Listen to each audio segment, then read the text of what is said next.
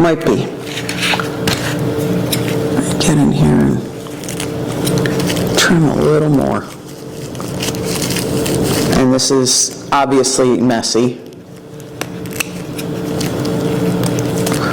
And normally I'm doing this over like a wastebasket so that it's not going all over my table. But because we're filming and we know you want to see what I'm doing,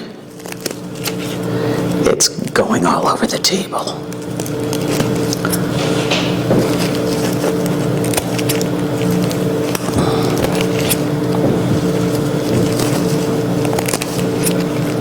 An X-Acto blade would probably have been the perfect